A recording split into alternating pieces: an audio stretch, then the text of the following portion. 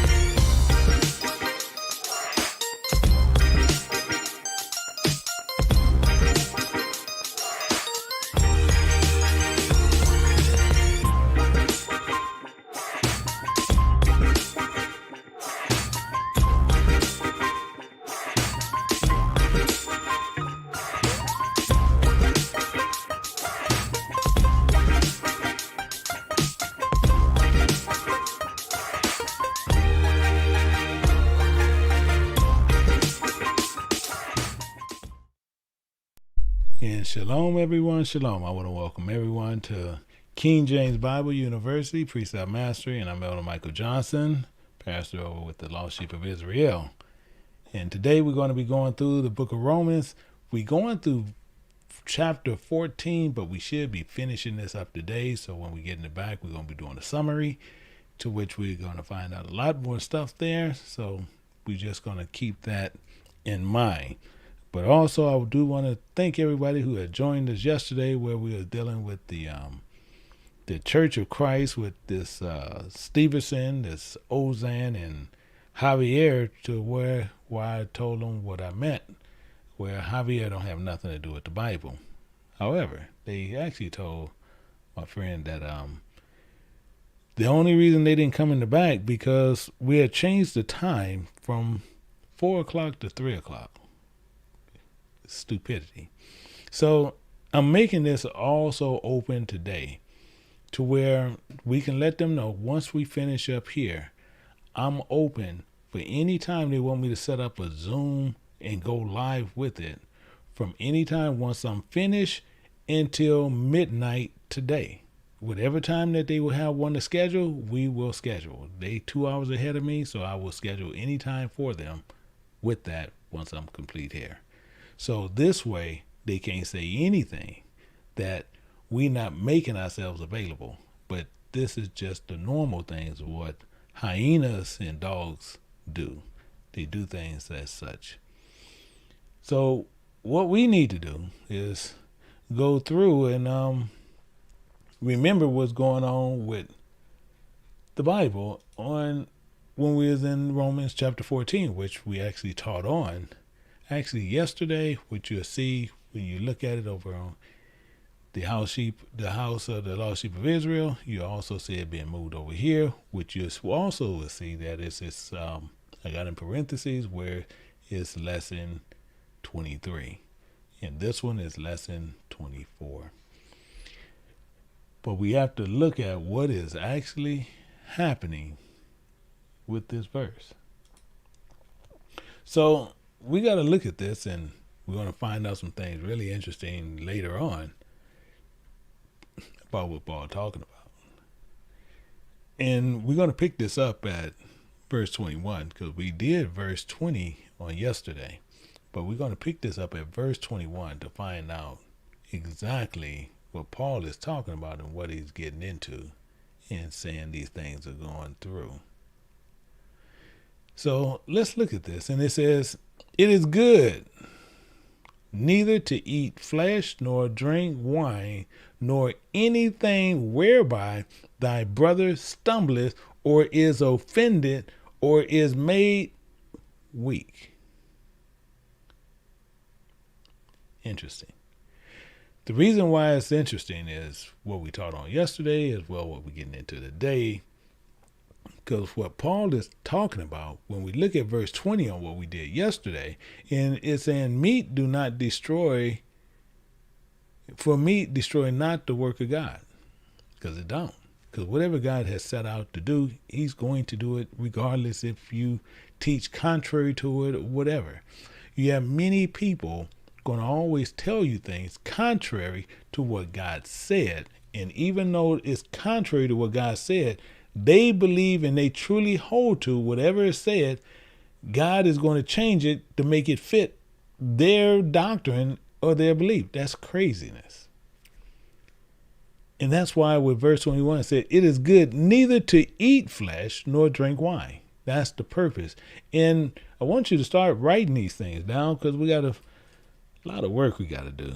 And that's what we do here, to where we can learn and get it in our spirit to where we'll know these things from here on out. So flesh in the paleo, and what you want to do is understand what flesh is talking about, why Paul is even saying it in that way. What do it mean, really, if it's untranslated? That's a fair question. So if we understand what it is untranslated, we can know more so what he's talking about, because he's talking about neither eat flesh nor drink wine. It'll make more sense. Now, what I want you to do is write this down and make sure that you have it. So when we're looking at flesh, change flesh over to carnal. And sometimes it'll be carnally, but we're going to use it carnal. And then, wine, we already know with your Paleo Hebrew dictionary, we already know what that means. That's talking about faith.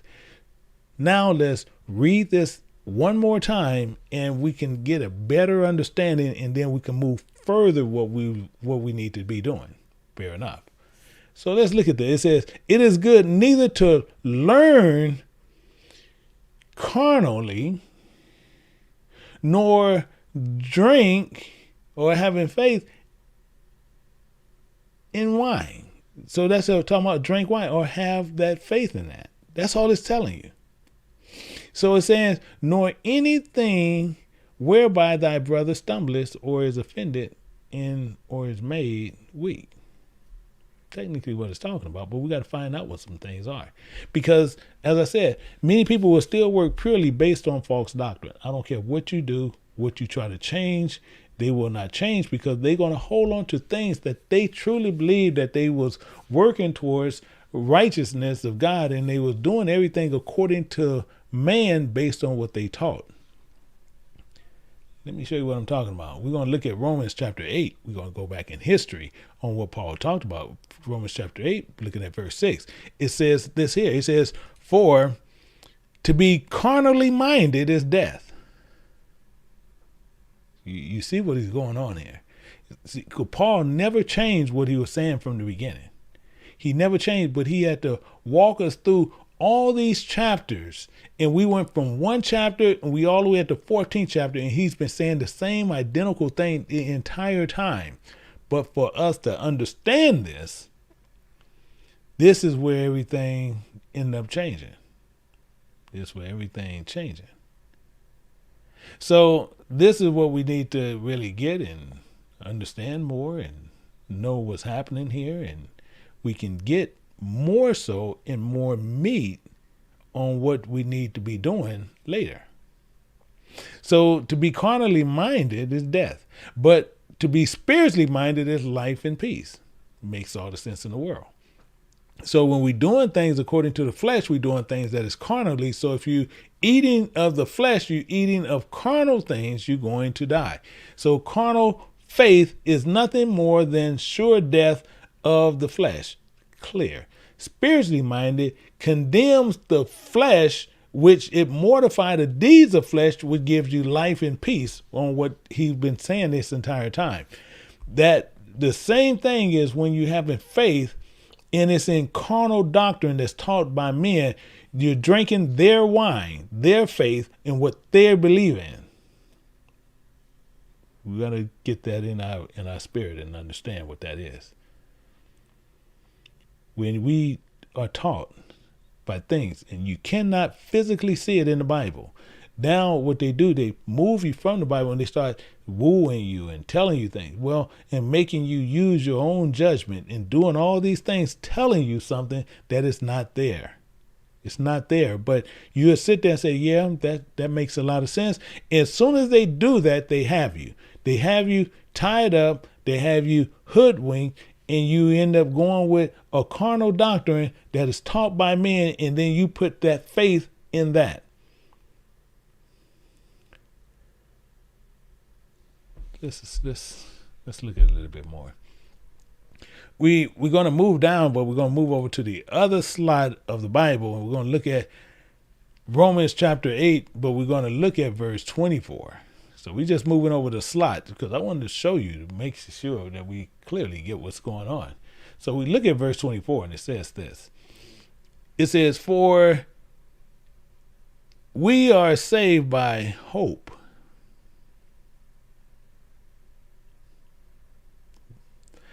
The only reason I'm pausing is this. Hope you cannot see. Hope is something that you can, as in, for a better, lack of a better sentence, is hoping for things that will happen. The reason I'm saying that is because we have a lot of things that people try to hope for, and you can't see those things. But what they do according to flesh, they're trying to do these things and make you see something according to the flesh. And once they do that, they can make you and move you from God and put all your belief and all your structures and everything on a man, because this man is actually producing miracles and things as such to which you believe in making it a smokescreen or an illusion to where now, as he said in the beginning, these things is not really real. Seeing such man even doing such things on TV, and you sit there and believing that this man has produced a miracle, which was nothing more than a smokescreen. In fact, we'll look at this and just get some understanding here. We have one man here who has done such things. No reason to say his name, but you see, he does such things. He do these things, and as he doing them things, you have so many people believing what this man is doing. Now, once he has done these things, people will later, even himself, people will say later, this man deceived me, and this man here did not deceive you in any means, shape, or form. People say, so what are you saying? Because he's not deceiving you. Because he told you where, even scripturally, the Bible tells you the ministry of God is God's ministry. It's not a ministry of a man, which he even tells you in the beginning is his ministries. That's his ministry. He's telling you right out of his own mouth. He even showing it to you. This is his ministry. So if it's his ministry and he's producing those type of false miracles and things like that, why in the world would you say this man now all of a sudden has deceived you? Is his ministry. This is the problem that we have. So have he deceived you? No, because he told you up front what it was. But you went there to see something and believe in what you was doing and what he was doing. You believed in it. And since you believed in it, you believed in him, and you took him now for a God, which is nothing more than a man. This is the problem that we have. And this is the premise that we have going throughout the world today. So have you been deceived in people who telling you who they have a ministry? Because many people say this is such and such ministry. This is such and such ministry. This is such and such ministry. So since they have these ministries and then you believe in them and then that's their ministry. So whatever they pump to you, why do you have a problem when you say, well, they deceived me? Because they did not. That's his ministry. And we have to understand the same thing with God. God has his own ministry, and he put his ministers there to minister and not to pump themselves, but to let you know who God is.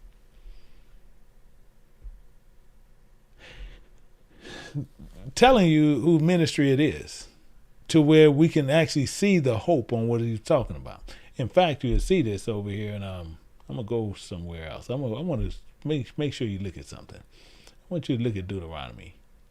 We're going to go to Deuteronomy, and I want to show you something here. We're going to go to Deuteronomy chapter 6 and pick it up at verse 24.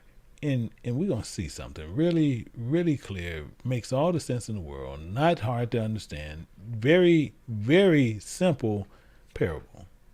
And let's look at this. It says, Deuteronomy 6:24, it says this. It says, including,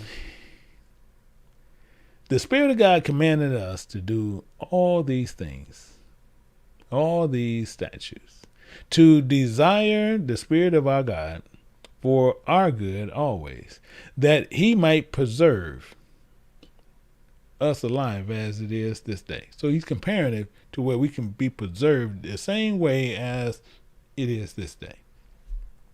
Preserve is talking about to maintain life and to sit there to have life and to sit there and be vibrant and everything. That's what we're seeking. And this is the currently things that people was watching this man do, and they were saying this man was producing a miracle. And to them, that is life. It's weird, ain't it? This is the strangest thing in the world. But when people do these things, this is what we get into. You have men can sit there and tell you things and different things and, just tell you about anything and can produce smoke screens and make you believe in whatever they want you to believe in. This is the problem. And as I said, the Bible is clear. The Bible is clear on everything. In fact, we'll look at this in Hebrews. We're going to go to Hebrews and we'll pick it up at chapter 11. In picking it up at verse 1, it says, now faith. And think about that with the picture I just showed you. People have faith in that. People have faith in what this man is doing.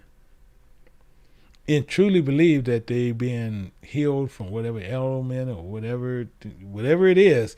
They have put all their faith and all their hope in this man.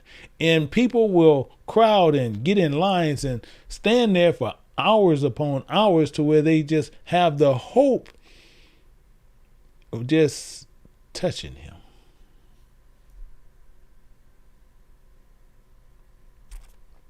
This is what we do.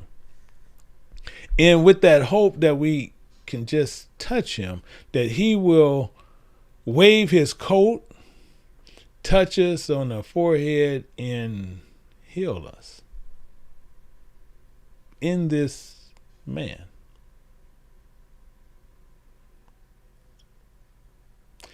Now, faith is the substance of things that is hoped for. So you have gone to this state and you're going to this place and you're looking for this man. And this man, he takes this coat and he waves it across the stage and everybody falls out.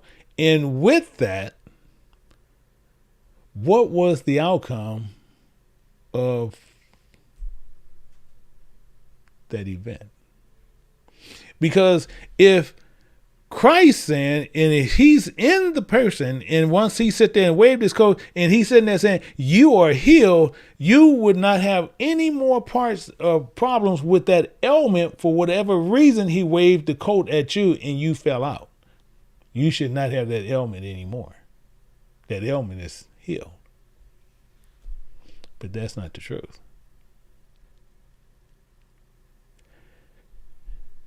As it says here, now faith is the substance of things hoped for, and it's evidence of things not seen. So this is a smoke screen. It's a smoke screen that was put up on you. In fact, we'll look at this a little bit deeper.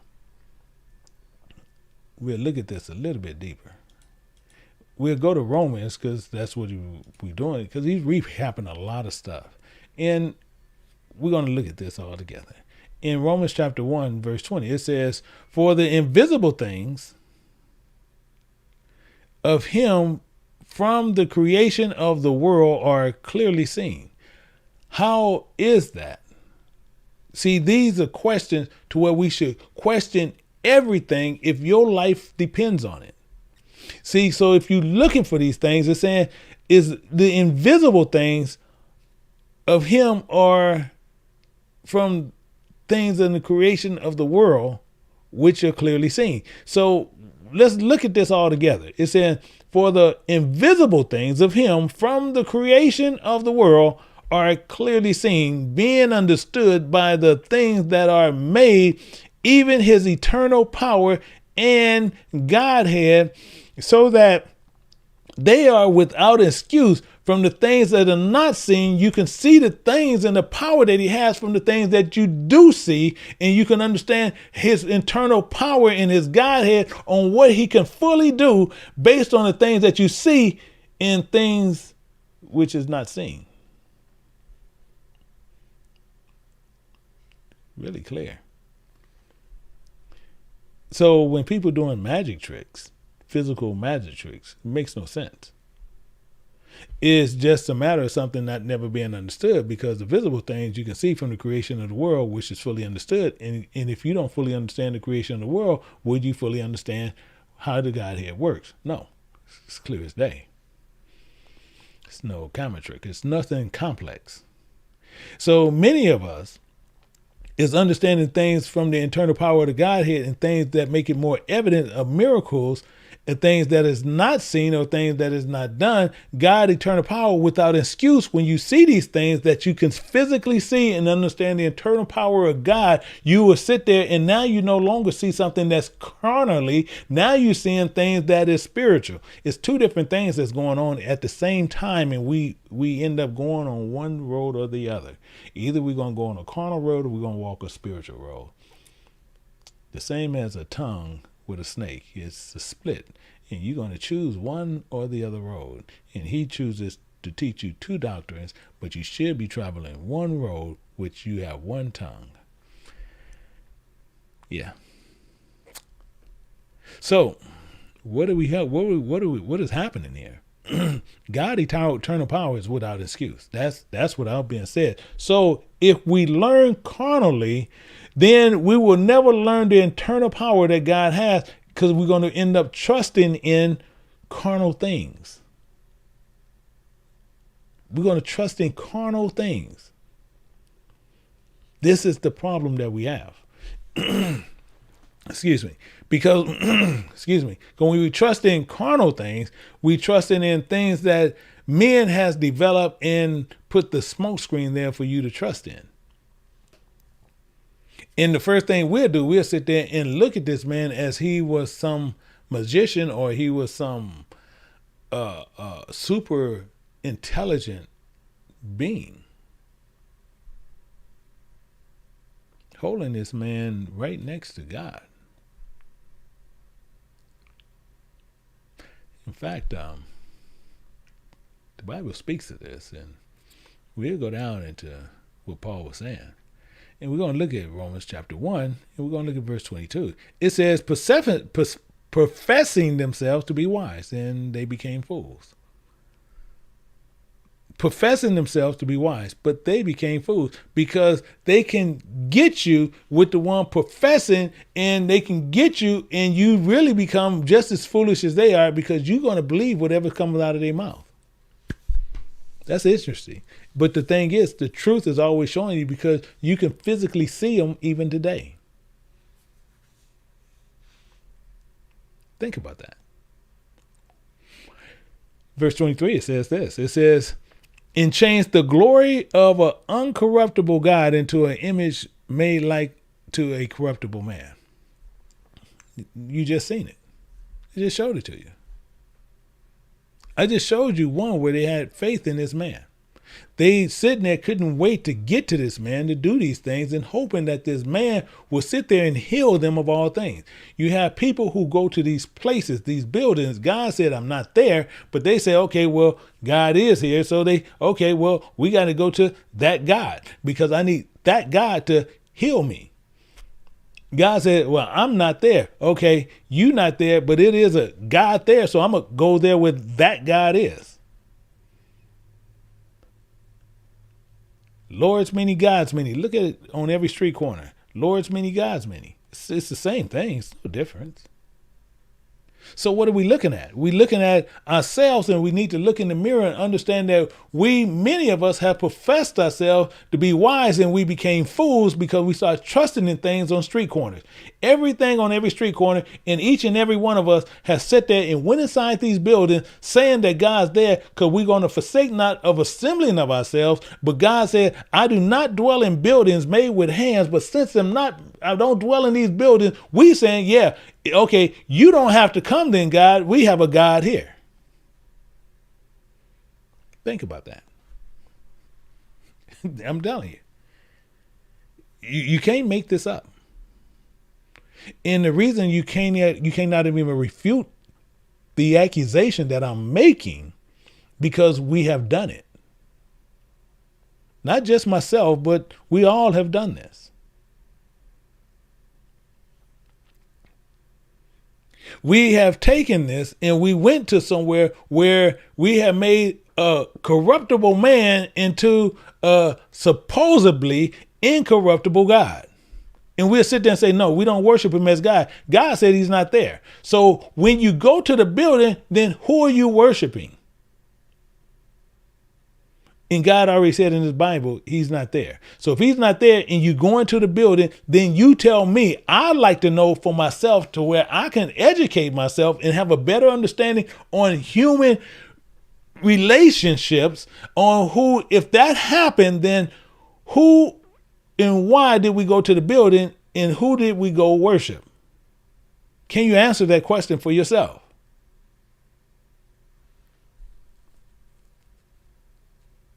See, this is the thing. This is the problem. This is what we go through. These are the issues that we have. In fact, let's move over a little more. Let's look at something. I want to show you something. And we're going to look at 2 Thessalonians. We're going to tie that with this. And we got to see something here, because this is a beautiful thing, but we got to understand what's going on, because the same thing is still going on right here. It's telling you they changed the glory of the uncorruptible God into an image like unto a corruptible man. They even changed it into birds and four-footed beasts and creeping things. Tell me they didn't do it because you see it. You go see people where they got fish and everything else. You can't tell me you don't do it because we see it. We can't miss it because we see it. So when you look at that and look at the full understanding with this on what's going on, because we look at things at carnally, we're looking at these things carnally. So we being carnally minded, I promise you, we're all going to die. So 2 Thessalonians chapter 2 and verse 7, it says this: for the mystery of iniquity doeth already work. It's already doing the work. Meaning this, only them that believe in the things that are seen, let these things happen. So then that the mystery of making you commit sin.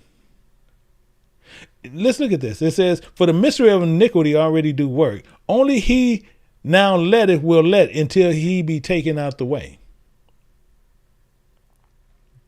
Did you get it? Did you get what Paul was saying?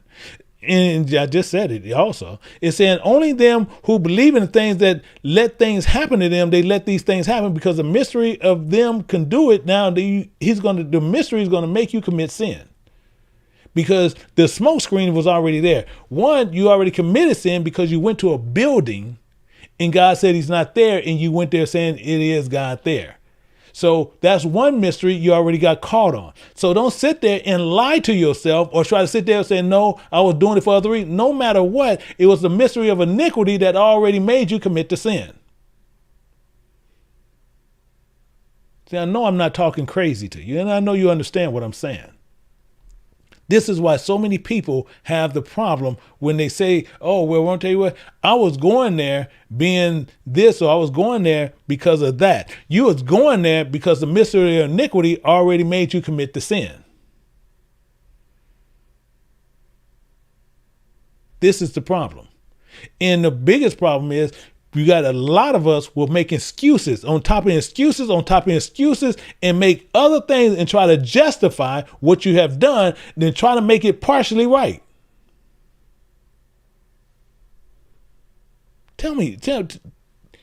Paul is telling us right up front. So why do we have a problem?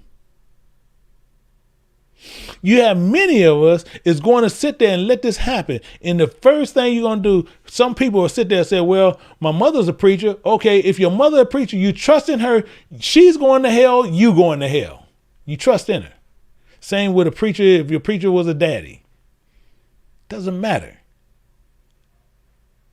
He's teaching you things to trust in according to the flesh. Because why? He putting you in a building, and as soon as you sit there and God said, 100% I am not there, and you going there because you worshiping that man. You say, no, I'm not. Yes, you are, because God said, I am not there. So if he's not there, why in the world or what building are you doing in there? Why are you there? Lying to yourself? Because if you sitting there saying, I'm worshiping the God of Israel, you lying. Are you going to call God a liar? It's one of the two. And I'm going to call you a liar 14 billion times before I ever even see or try to even form my lips to try to sit there and even think, have the even impossibility to think that God is a liar. Well, I'm going to take God in there. God said he don't dwell in buildings made with hands. So if you go into the building, you go in there looking for another God. Stop playing the game. You like to play mind games with yourself. And it's not going to change anything. Putting hope in the image of an eternal power, that is nothing. And you should be putting the power, which is the works of God. But we seek these things carnally, and we seek them according to the flesh.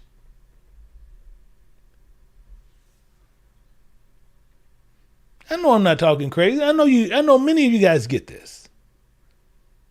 Many of you guys get this, and we just don't want to believe it. So when people don't want to believe it, guess what? Yeah, okay, well, this guy is kind of off. He's off on this one. Really? Because you want to go to the building, and you go into a building where that God is. Not the God that's in this book, because he said he don't dwell in buildings made with hands. And these are things that is evidence of things that is not seen. In fact, let's look at something. Let's look at something. And I'm going to show you something. We're going to go to John chapter 14. And just show you how a lot of us are. In John chapter 14, picking it up at verse 8, it says, Philip said unto him, Lord. So he's talking to Yahushua, and he says, Lord, show us the Father, and it'll suffice us. This is a lot of us. Because Benny Hinn has made himself extremely wealthy off of us, and this is what he's done. He put the smoke screen there, and you fell for it. He put the smoke screen there, and you did it. And sitting there telling you showing him the Father. He said that's his ministries. That's what he does. See, as with Philip, wanted Yahushua to show him the Father, show him the Creator, and it would suffice him. Actually, I'm going to tell you what. Think about it. We're going to double down on this. Let's double down on this one. Let's go to Luke. I want to show you something that most people don't even look at. But I want to show you this. We're going to go to Luke chapter 23. And the reason why I want to show you something, make sure that we all get it. We're going to look at verse 8. And the reason we want to look at verse 8, because Herod did the same thing. Herod did the identical thing, even though Herod don't have nothing to do with nothing, but we want to look at Herod. And it says, and when Herod saw Yahushua, so when he saw Jesus, Yahushua, when he seen him, he was exceedingly glad. Think about that. He was exceedingly glad. And for he was desirous to see him for a long season, because he have heard many things of Yahushua, many things of him, and what he wanted to see. He says, and he including he hoped to have seen some miracles done by him. This is what we do. I'm talking, it's comical. They think he's Houdini. We go to a building hoping for something that's not even there. And Herod was so happy to see him, he's sitting there, man, I might get to see him do a miracle. I'm telling you, I might get to see him do a miracle now. Really.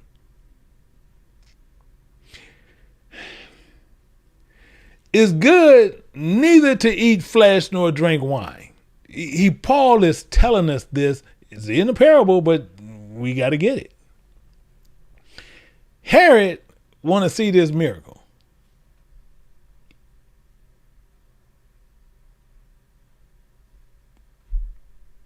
Let's look at something. And as we go through, we see more of it. We look at Luke. And we're going to look at Luke chapter 7.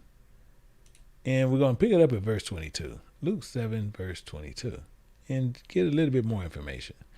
Luke 7:22, it says this, and this will help us clear up some stuff, because John asked Yahushua, and he sent his disciples to ask Yahushua, because he wanted to know what miracles was going down also. But he's not sitting there being blind to the state, but he wanted his disciples to go, hey, what's going on with this guy? So he said, then it's saying this. And Yahushua answered and said unto him, go. Because it says, when the men were come unto him, they said, John the Baptist sent us unto you, saying, art thou he that should come, or look we for another? He said, well, you go back to John. Tell you what you do. You go back to John. And I want you to tell something to John. See, I'm not putting up a smoke screen, but I want you to tell John something real specific. He said this. He says, go your way and you tell John what things you have seen and heard, how that the blind see, the lame walk, the lepers are cleansed, the deaf hear, the dead did rise, to the poor the gospel is preached. You with me on that? See, these things is going on. These things he's telling them what's happening here. Meaning that they see the blind see, and the lame walk, the lepers cleanse, the deaf and the dead rise. So they seeing these things that's happening, but these are physical things that's happening inside and not outside. But they can see that people who couldn't see now see. People who was lame now walk. So as this went on, you see what's going on. We see what's happening. So the same thing as what went on with Herod. We see here, it says, then he questioned him with many words. And when people want to see something based on what you want to physically see, it's no reason to answer you. Because he said, but he answered him nothing. See, he wanted to see a miracle, and Yahushua didn't answer him nothing. What do you want to see? It's nothing for you to see. Because the question becomes where he was asking something about something that was carnally the same thing that Philip did. Philip asked the same thing carnally. Show us the Father, and that'll suffice us. Carnally. Show me him. The same thing Herod did. He thought he was going to get an answer of something. Hey, I need you to do some type of a miracle, in like this is a freak show. You just seen one I just showed it to you with the guy. You see people in their churches, and you see freak shows. You see them. And so the question becomes learning carnally and having faith in things according to the flesh, things you think that are made clean, and then they receive forgiveness of things of the flesh. Technically how that works, because carnally having faith for things in flesh. But then you think that you're made clean, you receive forgiveness for things that you did in flesh, and that's not the truth. You follow me? These are things that we really need to get and understand and how it actually works. But most of us, we're going to always sit there, and we will fall back based on pressure. This is a problem. Because if we looking for things according to the flesh, and then we thinking things are being made clean based on what somebody told us according to the flesh, and we really will hold on to it, which just makes no sense at all in its fullness. So when we do these things, we got to always make sure we understand what we're dealing with at all times. Not sitting there dealing with something where we just letting somebody blow smoke screen with us. Because this will happen. They will blow smoke screens with you, and then they can get you to believe it. And once they get you to believe it, they got you. In Luke chapter 11, verse 39, it says this about this situation. And it says, and the Lord said unto him, now do ye Pharisees make clean the outside of your cup, including the platter. That's interesting. The reason why that's so interesting, because we have a lot of people, that's what they do. They make the outside clean. That's why they tell you to come to the church and we're going to make you clean. It mainly make you clean because they're going to clean out your pockets and anything else that they can get a hold to that have any value. In a Pharisee, you need to know what they are.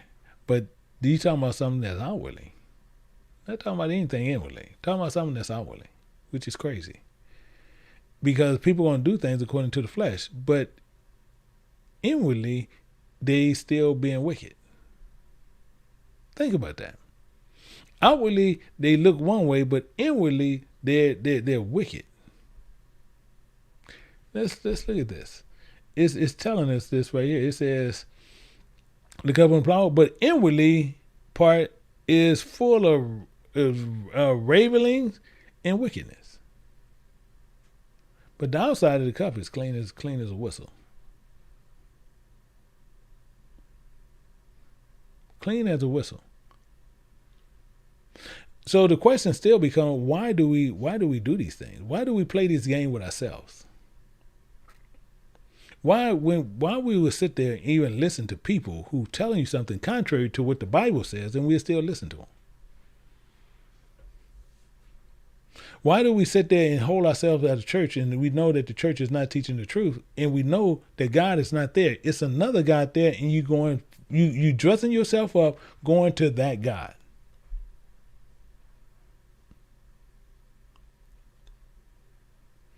These are things you can ask yourself. So when you stand before God, you shouldn't have no questions before God saying why he's telling you he never knew you. You shouldn't have the issue because you know why. Let's look at verse 40. It says, ye fools, excuse me, ye fools, do not he that made that which is without make that which is within also? The flesh, if we do this correctly, excuse me, if we do this correctly, flesh, if we make our flesh submit to the spirit, doing the things according to the spirit, having mortified the flesh in the deeds of the flesh, in doing that, if we're doing things according to the spirit, having faith in it, either you will cause your brother to stumble or be offended or made weak. What do you think? What do you think about that? See, if you made weak based on the strength you have in God, and they became weak on that. See, God strengthened the weak and the blind, the poor, the weak, the sick. Not on the outside, but on the inward part. People are going to watch you. Anybody, they're going to watch you. Because you're different. When you're different, people watch. They put that eye on you. They watch you. And see what you're doing, see what you're going to trip on. Because they're trying to see what's going on. So when you sit there and you condemneth something, and you're going to condemn the things that you are doing, which is according to the flesh, but you're going to still allow the things which you don't want to allow, but you allow them because you're going to submit the flesh to the spirit. In fact, let's look at something. We're going to look at verse 22. It says, "Has thou faith?" Yeah, that's a question for you. That's a question for you. Not a question for me to even answer. That's a question for you. Have thou faith? Have it to thyself before God. So if you have faith, you have that before God. See, it's not to me. I'm just a messenger. I'm just a messenger giving you a message. Don't have nothing to do with me, and that's the answer that you need to answer to God. But you have a lot of people who will still take this and take that on themselves and say, well, I'll tell you what, I'm going to tell him and he can tell God. No, I'm not going to tell God anything because I don't have nothing to do with it. So if you have faith in God, then you need to have faith to condemn the works of your own flesh before God. And if not, then you will allow the works of adultery and fornication to be for your front. And then by allowing those things, it's not good. But to do good is according to the flesh, and then you're going to sit there and you're going to condemn them things, which is the spirit, which you just twisting everything up. You guys follow me? So what you have to do is we have to sit there and we have to crucify the deeds of the flesh. That's all it's saying. And as it's saying, it says, so before God, happy. Let's look at this. Happy is he that condemneth not himself in that thing which he alloweth. And you're going to allow it to where you're going to trust in the spirit, not trusting in the flesh. Things that's something that you can't see. You got to trust in the promise of God, 100%. In fact, let's look at something. I want to show you this here. We're going to go to Galatians and kind of round this up a little bit. And we're going to go to 5 and we're going to go to verse 24. So you tell me this and you answer this for yourself. So in verse 24, it says, including they that are Christ have crucified the flesh with the afflictions and lust. So again,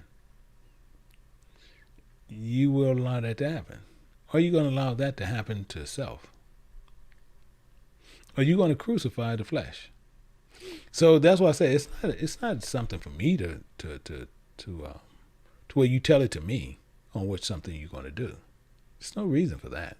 The reason this is being said and the reason this is all tied in, because some people, if you're going to do the things, it says happy is he that condemneth not himself in that thing which he alloweth. So if you allow the spirit to be the main thing that's running your life,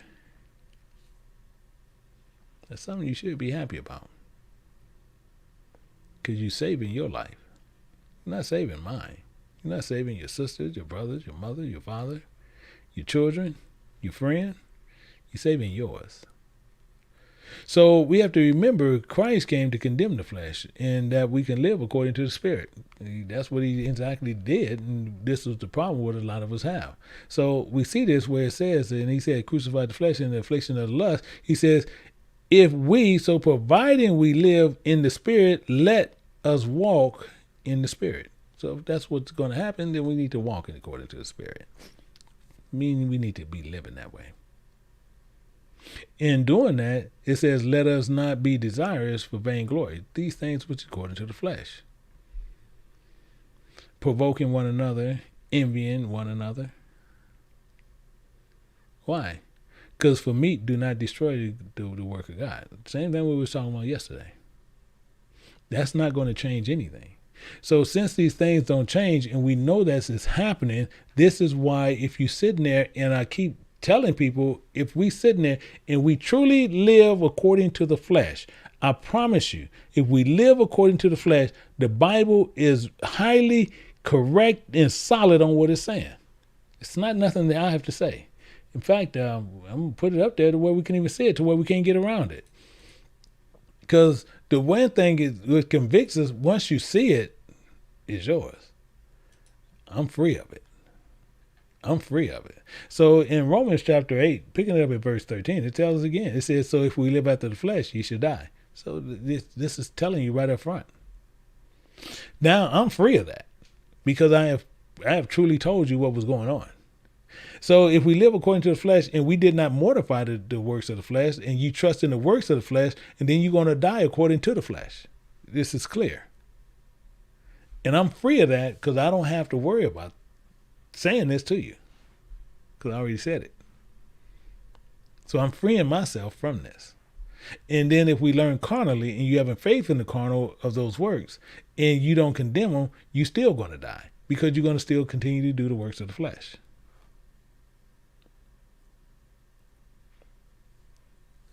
I'm telling you, we can't get around this. So what do we need to do? Let's look at something in 23. Let's look at something. It says, including he that doubled is damned. He that doubleth is damned if he eat. And one of the best ways to look at this is just saying like somebody done doubled down on this. The easiest way to look at this. Say you done double down on something and you have a chance to get eternal life and you double down on flesh. You living according to the flesh and all flesh shall die. He already promised that. So if we know flesh is going to die, I want you to clearly get what he's saying there. So if flesh is guaranteed to die, this is why every person you see that's on the face of this earth will die. Everybody here have a death date. Everybody. So if we do that, do we want to double down and make sure we still learn things according to the flesh and we double down on that? So when we come into the spirit side and the flesh is removed, we double down on what the things was according to the flesh. Now we double down and boom. Carnal things don't cross over. Carnal things don't go into the spiritual world.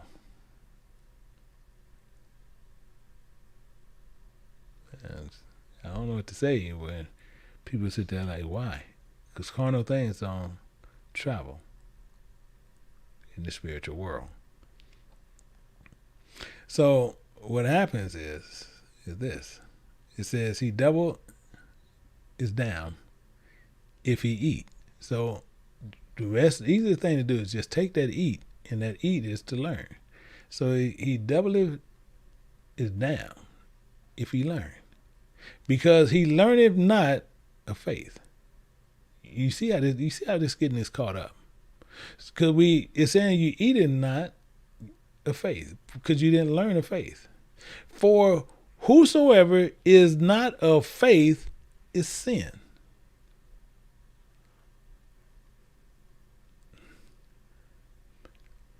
So many of us, we have this problem, and all we got to do, we can save our own selves.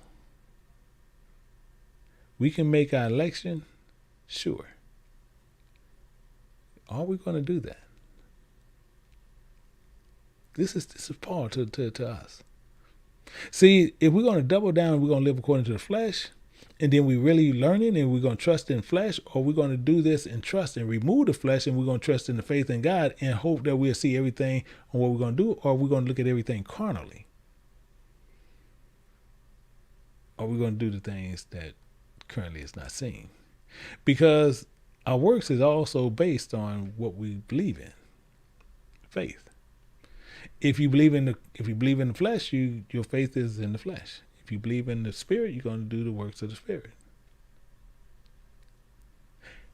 In fact, let's look at something. I just want to make sure we thinking about this. Why, we wrapping this up and man, this, some people, I know it might be hard for some people, but the main thing is you have the information. Once you have the information, it's up to you to what you want to do with it. In James chapter 2, and picking up at verse 14, it says this about this exact subject on what we're doing. And I want you to think about it. Don't sit there, and the biggest problem that we have, we're trying to sit there and profess something to people. And that's the worst thing to do. You just sit there and make the change. That's it. Don't sit there and try, I'm this and I'm that. What you professing for? What you boasting for? So let's look at something. In James chapter 2, verse 14, it says, what do profit though a man say he have faith and have not works? Can faith save him? That's the question. It has an answer. That question has an answer. So, can faith save you?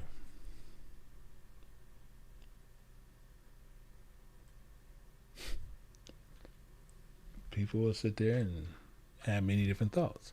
Because if you have no works at all, none, absolutely no works, and people teach according to that. We don't have to sit there and say, oh, well, this person, that person. No, it's taught worldwide. They teach you all you have to do is believe on the finished work of this man Jesus, and you're saved. This is all you have to do. Nothing more, nothing less. And you're saved. So you need to think and really think on this. So if you have faith and no works behind it, which is true, can that faith save you? You just believing on the finished works of Jesus. So I'm going to ask you a question, even to add to this, like adding insult to injury. Technically all I'm doing. It says, so if you were sick in anything, for example, the Tuskegee, so let's say you had bad blood. Just say you have bad blood. And they telling you they can do these things and they can take care of your bad blood. And they're gonna do these shots and these things. And your blood is bad. So what will you do? Never looking at the fact on what they saying your blood is bad. You're still living, but they're saying your blood is bad. Have you ever thought about that? This happened in the Tuskegee. So if the blood is bad, and then have anyone seen bad blood? Have anyone? This is a pure question you should be able to sit there, consciously sit down and think about. In fact, have you ever seen one that had bad blood that was cured from bad blood? Where is that found? See, if you want to hide something from some people, you just put it in a book.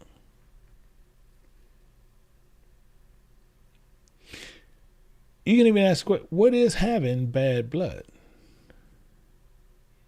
Or can you catch or can you get one with bad blood? Simple questions. In fact, you can look at what are the symptoms of having bad blood.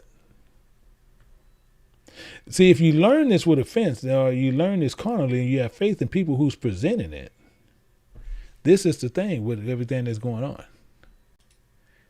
This is with everything that's going on.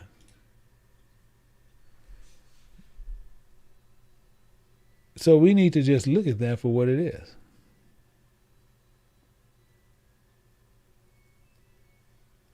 We need to figure out what's going on. So if you believe it, then that's become an offense because people are telling you contrary to what things you need to do.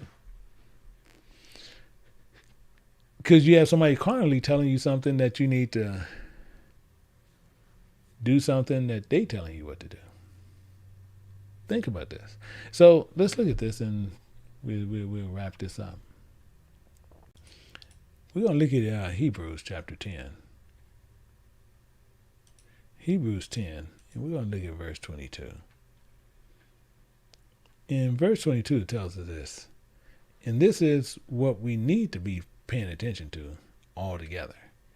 In Hebrews chapter 10, verse 22, it tells us this. It says, let us draw near with a true heart, in full assurance of faith. With a full assurance of faith. This is what we need to do. Because For whatsoever is not faith, is not of faith in sin, is sin. So as we look at it, draw near into the true heart and full assurance of faith, and having our hearts sprinkled from an evil conscience, including our bodies washed with pure knowledge. That's such a bad thing. Is that such a bad thing?